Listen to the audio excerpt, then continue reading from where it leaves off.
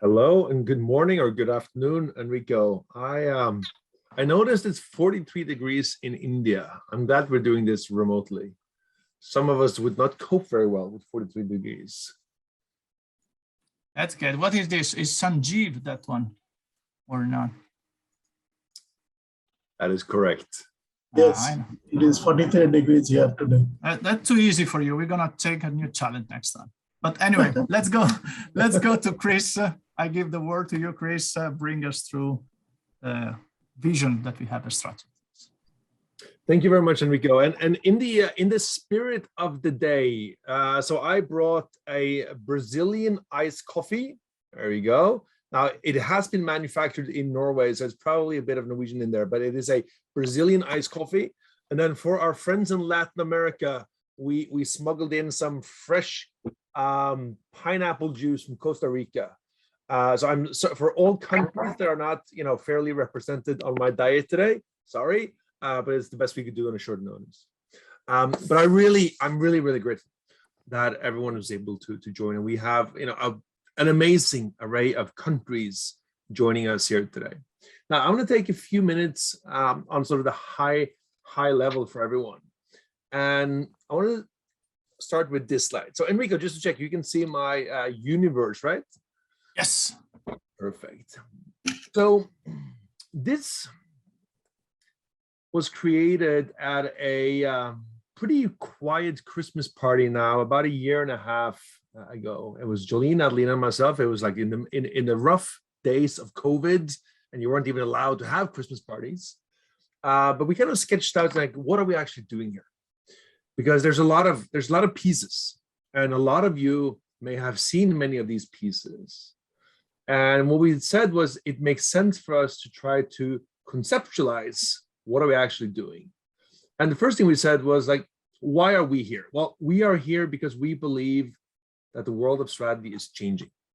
Now, that means very different things for different people. But our aspiration is to have a key role in, one of many companies, ecosystems, networks, groups that are actually building the solutions, crafting the tools and canvases, and gradually and then increasingly help companies around the world change and transform how they work with strategy and practice. And this is what we do every day, day in, day out. Now, who do we serve? So there's a lot of questions here. Well, who do you work with? Well, so we've actually identified 10 different segments.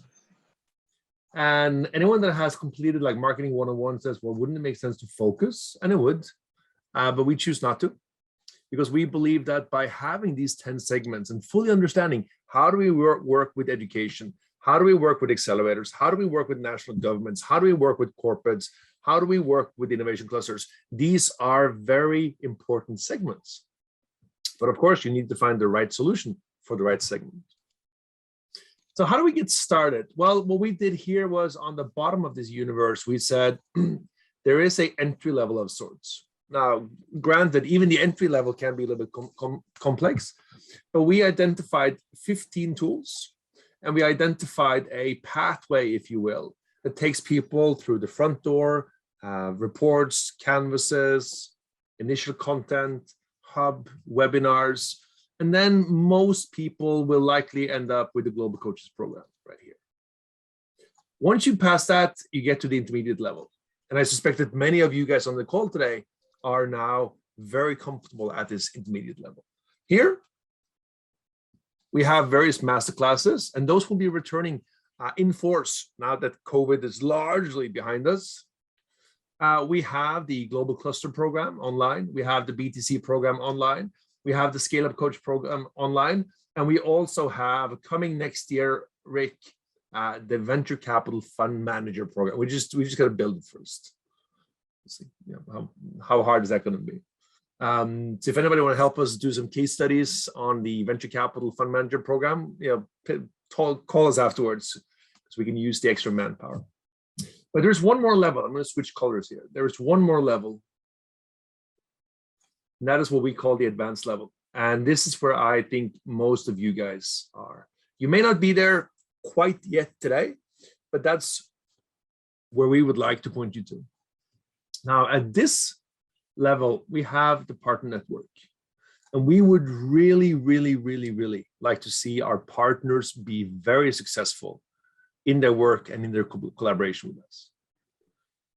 Some of you are coming to Stavanger, Norway, later this year for the in-person 5 days Strategy Tools Master Trainer Program, and I'm really looking forward to it. We have a lot of new stuff that we're going to be working on together. Some of you have really spent time on the simulations. So yesterday we pilot launched our latest simulation, which is the corporate venture capital version. It still has some kinks to iron out, but it's largely shaping up as we'd like to see. And we now have 6 simulations that are up and running, and they're being used in classrooms and boardrooms all around the world. And then finally, we have, if you will, the biggest prize, which is the Strategy Tools Solutions. Now, we haven't focused that much on those in the last, give or take, 6 months, but those are going to be coming back the second half of this year as well. But the solutions is really where we put all of these things together. So what you're seeing here is the Strategy Tools universe. It is how we see all of these pieces carrying together, and it's also how it's evolving. Now, what we'd like to focus on today is, what is your journey? Where do you fit in? Now, you can start anywhere and go anywhere, but we do know that having some basic understanding of tools and canvases matters. Having some basic understanding of which customer segments you serve matters. And having basic understanding of business development matters. So Enrico, I think that's the high-level introduction to our Strategy Tools universe. What do you think? Should we jump to our next topic? Yeah, thank you, Chris. That was clear. And I think, today the events will kind of replicate what you just expressed this by going through some success story that we have with our partner first, the different segment that we're going to go through the track, the business development also that we're going to do, and finally the closing. So again, today is the right day to better understand how we work as Strategy Tools on the different layers and how you can project yourself to the upper part of this circle to start and get a lot of contracts and success, so we can tell your story next year. Chris, I don't know, you... Oh, thank you, thank you, that's good. So Jolene, if you would be kind enough, if you could post the link to the latest Strategy Tools version in the chat, because I think this is actually a pretty cool graphic and you should all download it and have it on your computer background, or maybe on your office wall, or maybe, wrapping for your car, and that would be special. But Jolene's going to post this for you. But one thing that really matters is, of course, this. I mean, we would never be where we are if it wasn't for partners around the world, from Mexico to the United States, from Switzerland to the UK, from Brazil to South Africa. I mean, you guys are very largely the backbone of our international growth. And we're super grateful you want to spend time with us, and hopefully we'll make sure that this is well worth your time. All right, so let me close that opening chapter, and we're going to do a short presentation on what I call 9 principles for business development. Now, this was interesting because I've never really, spoken about this. But what I've tried to do is kind of codify how do we think about business development. Now, I do not expect this to be, the one playbook for all sizes. So you may have different views. You may have opposing views. You can, violently argue in the chat that, this is a stupid principle, but these are what I would call my 9 principles for business development that we use every day with Strategy Tools. Now, very important. I know that some of you are probably on a sun tanning bed somewhere in Latin America, but you're going to need a piece of paper and you're going to need a pen or a marker. There we go. Yes. Now, if you don't have anything to scribble on, you can scribble on your forearm. That's okay. Maybe forehead is not so okay. But anything you want to scribble on. Now, I am going to ask you to kind of hold it up. I know a lot of you are using backgrounds, including myself, so we can't really see it, but we're going to try something. So I'm going to go 9 principles. I'm going to do them quite quickly, and we're going to stop when we have a bit of a group work.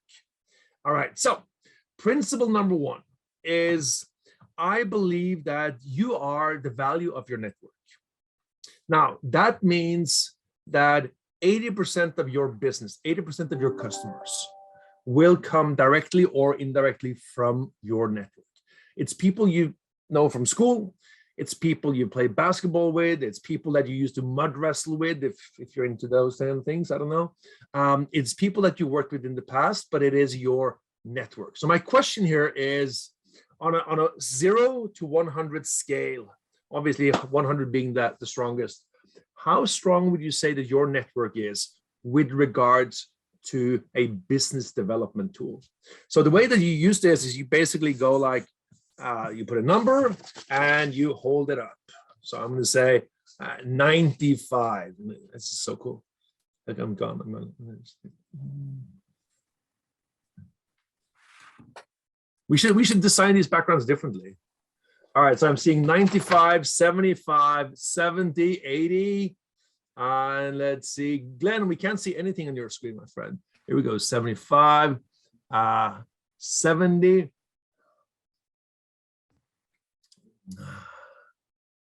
All right, good. We've started. We started. I mean, people are actually working. This is good. We're waking up, drinking some coffee, and getting started. The next principle is what I would call long-term thinking. Now, naturally, we should be impatient, but even more importantly is, again, as a principle, the necessity for long-term thinking in your customer relationships and development. So, for example, it took us 6 years to land the work that we've been doing, myself and Jolene and Roberto, that we've been doing in Canada with the Canadian supercluster work. And, I would never put down on a piece of strategy document that this single client should take 6 years to actually land. But that's what it took. And it specifically took us 6 years from the work that we were doing in Malaysia. And that was the same year, 2016 into 17. This was the same year that Canada announced that they were going to start a national supercluster program. And it took us, I guess, only 6 years to get that contract. Now, along the way, of course, there was so much happening. I've been looking back at some of my older emails, and I've been cold emailing people within this program for about 5 years before they started responding. And then, now finally I get invited to the summer parties and stuff. But when I look at some of our most interesting, most valuable, most important clients that we work with, it has taken us many years of relationship building, of development, and all the things that's required to get there.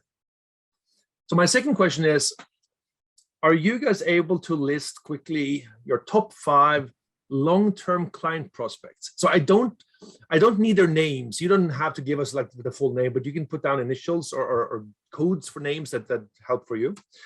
And these should ideally be clients that you will not reach this year, and you may not even reach them next year. But these are clients and projects, executive education programs, big energy companies, mobility companies, national cluster that you would really like to work with. But you know that they may actually be many years, or in our case, 6 years of work to actually get them. Now, one of the things that I find is that most people don't really have this. Now, they have a short-term list, but they do not necessarily have a long-term list. Obviously, if you only have a long-term list, you're going to run out of food at some point and you'll die. So you need to balance your short-term business, your medium-term, and also your long-term. But my recommendation here is really to think about what are some of your long-term aspirational clients that you'd like to work with, and start putting the pieces in motion in that direction, recognizing that it's going to take you many years. So let's see. I haven't written anything down, but if you guys want to raise your paper, let's see how many has. Okay, so Enrico has, Glenn has, Mark has, Tim has. Brilliant. Tim, can I ask you one question just really quickly? So if you look at the top 2, how long do you think it's going to take you to kind of get there? The relationships already exists for 2 or 3 years now. And I think I will probably need another 2 or 3 years. Yeah. Yeah. And I mean, that's okay. That's bravo, Tim, because you have the stamina to actually do this, fully recognizing that, relationship building, and then eventually you get there. Super great. Thank you, Tim. Now, the third principle that we see is, and again, just back to what Tim said, build relationships. And I can't emphasize this enough. And you'll find this, of course, in most material on the topic. But one thing I've been playing around with is, what would it take? And I'm asking this as a question. What would it take to build 1,000 new, pretty decent, I mean, they're not going to be your best friends for life, but pretty decent relationships every year? And you do that for about 40, 50 years. So if you're able to build, and again, I don't know if this is even realistic. I think it is. But if you're able to build 1,000 new relationships every year, and to quote Tim, you start with the relationship building, and then you may or may not turn into more of a business relationship. So one example that I sort of reflected on was, as Rick and I have been working very much on the fund manager simulation, I've really been deep diving into the community around venture capital, especially in Europe. And some of the people that I've now been developing some super interesting relationships with, and we speak like pretty frequently actually, is Ertan Khan. He's a fund manager based out of Germany, and Andreas and David, they're based out of partially Denmark, partially Spain, partially Germany, but they're super fascinating relationships with that. I know we will be working together, but there's no rush. It may take, again, to use Tim's word, a couple of years, but we'll get there. So my question is, how many new deep work relationships have you developed this year? And they're not expected to become clients anytime soon, but we're looking for those business relationships that can evolve into something more over time.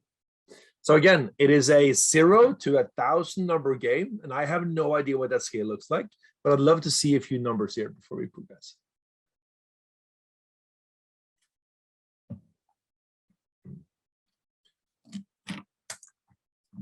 All right, so Dietmar has around 250. I mean, that's a super impressive number, Dietmar. We're still only in the first half of the year, so this is good. Glenn, what do you have here? I know you're on a small part of a small continent, so we're not expecting that much, but I can't see it. I can't see it. 100, Grace. 100. Good. There you go. That's a start. So if you do that every month, you'll supersede my 1,000 target easily. No, great. That the fourth principle again is what I call to be helpful. Now, I'm not saying this is for everyone, and I probably didn't think so much about it until recently. So one of the things that I've been doing, and I've been doing this for many years, is I actually run free sessions for a lot of client prospects. So typically what happens is we have an introduction call, and it's very clear that they don't quite know what they want, and I don't quite know what they need. So whatever I would try to sell them would be a bit mismatched. So what I suggest is, listen, we will do 4 90-minute sessions together, free of charge. And the goal is for me to learn more about your work, and hopefully you can learn more about my work. And then once we have completed those 4, we'll see where we are. And people are a little bit surprised. But every single time, it has led to some seriously interesting learning, seriously valuable relationship building, and also in most cases, some seriously interesting contracts afterwards. So right now I have a couple of these in Europe, and I have a couple of these in North America, and I can see them leading to really, really interesting things. Timing wise, I say you have 4 free sessions, each 90 minutes. You take them on the timeline that fits for you, and we'll see where we are. And again, that may not be relevant for everyone, but it's something that's worked really well for us, and vice versa. So one thing that I'd like you to reflect on now, you don't have to share this because this requires a little bit more thinking, is how can you be more helpful to your prospects? Now, I'm not proposing that everyone should be working for free, because that's not what I'm suggesting, but we'd like to be more helpful in whatever that means, So think about it. And again, you don't have to share this back on the screen, but think about how can you be more helpful to your prospects. And I do want to mention one thing. So Javier and myself, we've been doing some more, I've been allowed to do some work with Javier around the strategy teams in Mexico. And that, Javier, was it's a good example of something that was really interesting. I mean, we learned a lot, and I think it was also very helpful to some of the participants that we spoke with. Now, principle number 5 is make sure that you always bring the right tools. And I have to emphasize the word here, the right tools. Because as many of you know, we have now passed the not so magic number of 250 canvases. And Jolene has been putting up like red flags left and right. But it doesn't matter if you have 225 or 250 or even 25, you have to find the right one. And when you find the right one and you bring the right canvas for the right job, magic happens. This is last week. Now, if any of you are able to spot which canvas is this and put it in the chat, I will send you some Brazilian coffee courtesy of Norway. This was a client meeting about a week and a half ago. And as we were discussing, I was just scribbling and taking some notes. And after a few minutes, I kind of turned my notebook around and I said, I don't know if this makes sense, but let's see if this fits. And when they sort of understood the canvas we're talking about here, it was basically, Chris, you nailed it. On a 2x2 with some pretty nasty handwriting, you nailed it. And let's see what we have here. All right, so we're not, all right, Greg and Javier, good job. So this, of course, is the strategy teams map. I know you had the intention, but not the right phrase. Now, this is one of the many tools that has not been published widely yet. We have a lot of new content coming out, but this is basically the 4 roles of the strategy team. So you have the analyst, the scout, the influencer, and the big systems thinker. And for the company that I was working with here, they basically said, oh my God, this is exactly what we need. And we're now building a pretty extensive project on top of that one sketch. All right. So one question, and again, this is for your reflection, is how well do you know the top tools? It's okay to have them on a computer, but to really be able to use them, you need to really know them down to being able to sketch them out on a piece of paper. And you don't need all of them, but you need the right ones for your work. All right, so we're getting towards the end here. So principle number 6. Chris, just taking a little bit of time and clocking here. So yeah, I know. We need to close it. Yeah, perfect. Thank you. Yeah. So we really encourage you to start conversations, not presentations. So when we are working internally on this, we try to go into meetings and say that in the following meeting, we should have 70% questions and less than 30% speaking. So we don't believe walking into a management team and having long presentations. We believe in having good questions. So reflect on this in terms of how good am I in asking those questions as opposed to giving the presentations. Principle number 7 is this: find your champion and build internal alliances. Now, this has taken us some time, but what we are seeing is that if you have one buyer, let's just call it the chief strategy officer, your buyer now needs to go convince 20 people somewhere in the organization. Now, this is a bloody nightmare because it means you can have a buyer who says, perfect, I love this, we need to get started. And then he or she goes back into the organization and never returns to be seen again. So we are spending a lot of time here on how do we help our clients overcome internal resistance. And this is the question for you as well. How can you better support your client with regards to internal resistance? Principle number 8 is client careers. Now, what we are thinking about is if you're working with one client today, he or she is eventually going to get fired or promoted. That just happens. One of those. And you need to make sure that your relationship is strong enough to work with that client and to follow that client. And I think one of the people on the call here that I know have done this in the past, James, I think we've had some conversations in terms of how your clients have kind of grown into other roles, and then you naturally grow with them. Last and the final principle that we have is be expensive. Of course, this is the best one. I should start with this one. But what I mean by that is never try to be competing on price, because it takes you and your clients and your projects into a bad place. Now, naturally, within reason, you have to. But if you are able to create sufficient value, your price almost becomes irrelevant. I'm going to leave you guys with this. This is the highest day rate that we have ever been able to charge, day rate. It was a big project in Asia. There was a full team on the job. But my goal is for us to be able to get back to this kind of day rate and to bring a team with this day rate. Now, we're not doing that on a regular basis. Unfortunately, it's more like maybe $5 a day, but we're working on getting this. So the last question I have, and again, reflect on this, is what is my target day rate if you work with day rates for the second half of this year? And I'm not saying that you should be unreasonable, but I'm saying that if you are providing enough value, you should also make sure that you get paid for it. So Enrico, 9 minutes over time. Those are the 9 principles for business development. I'm going to be sharing the slides. Later on in the coffee break, I'm going to be drinking my Brazilian Norwegian coffee.